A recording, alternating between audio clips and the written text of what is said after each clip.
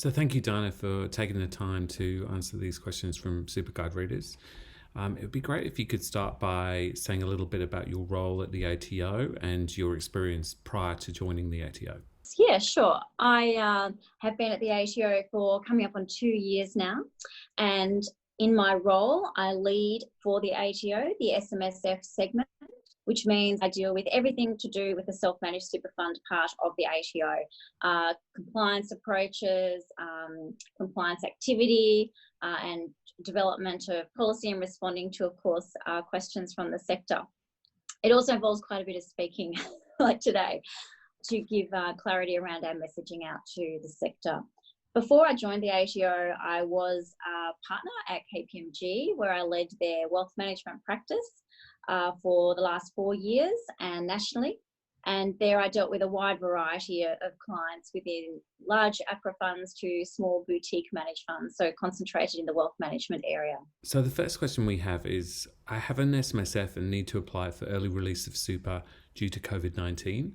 I've checked that I meet the criteria because I'm a sole trader and my turnover has decreased by more than 20%. Please, can you describe what form of proof I need in order to lodge my application? So yes, before I go into the process, I think I'd just like to make a point that for an SMSF to be carrying on an active business is very rare. And the reason for that is it is sometimes seen to be breaching the sole purpose test. So if someone is going to carry on their business in SMSF, if I can just offer the cautionary word that you should take proper advice about how you can do that and make sure that you don't breach the sole purpose test. So moving on from that, the eligibility criteria of 20% does require that you've had a decline in your turnover of 20%. So to apply in terms of the process, it's the same process for everyone, and that has been open since the 20th of April. And they need to do that through their MyGov account. And when you go into that MyGov account, it will have a list of all your superannuation funds, and you can lodge your application there. Now, when you do that, sometimes your fund may not appear, and that can be for a couple of reasons. It may be because you've got overdue lodgements. If you're an SMSF, you won't appear, or there may be, if you're an APRA fund, there's reasons if that fund hasn't made a report for that year. So just because it's not there doesn't mean you can't apply, because that is not none of those reasons are reasons that you are not eligible. But that means you will have to ring up and go through a manual process where over the phone with the ATO, they will go through proof of identity and then take your application manually over the phone. Just a few sort of cautionary points on the process. There's obviously 2 applications you can make, only one in each financial year, and each one only for 10,000.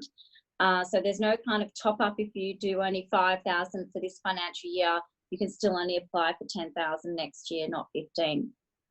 And the other point I wanted to make is that you can request from multiple superannuation accounts, so more than one. So you can request 5,000 from one fund and 5,000 from another fund if you actually have more than one superannuation account. But the trick is you must do it in one form, because you can only make one application. And in that form, you provide details of your bank account. We don't actually default to the most recent return lodged in case people have changed their bank account details. So they must have that ready as they're about to do that process. So they have their bank account details ready to key in. And you can, of course, apply for less than to the 10,000 if you want to, but not more. And the key thing there is you cannot vary either. So once you've made it, that's it. We can only fully revoke an application. So if there's been a genuine mistake or an error, we can't accept variations. Once that has been received by us, we process it and we make what's called a determination, and that's basically a letter saying it's been approved, and that will appear in the members' ATO MyGov inbox within 2 to 3 days. And in the SMSF space, all you need to do is to formally present that to your SMSF, and they will then be allowed to release the funds to you.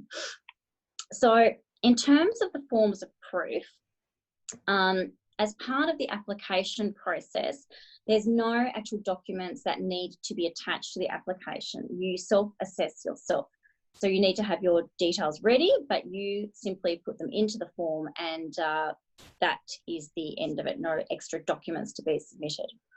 But obviously, in the scenario we're talking about, where you've had a 20% decline in turnover, you do need to retain evidence of how you calculated that decline in turnover.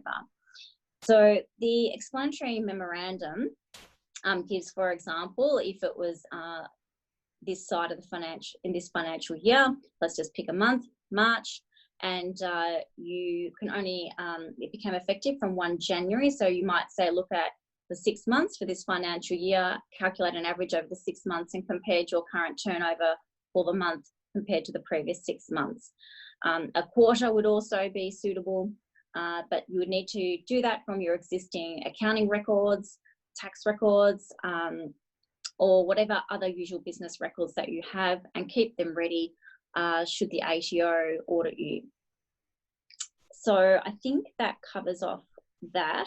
The only other point of documentation and proof I should just mention is that the trustee, of course, must retain the documentation, being the determination that allows them to release the funds to you, because that is your evidence that you have taken out your money legally as opposed to illegally under a legal early release.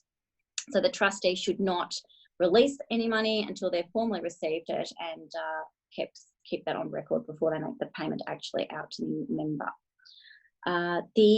Because it is a self-assessment process, we must be conscious that you are actually making a formal declaration to the Commissioner about your eligibility.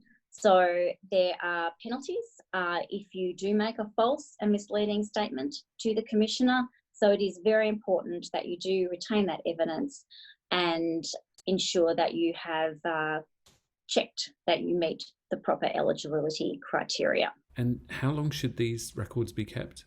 Yeah, so record keeping requirements in an SMSF differ for different types of records.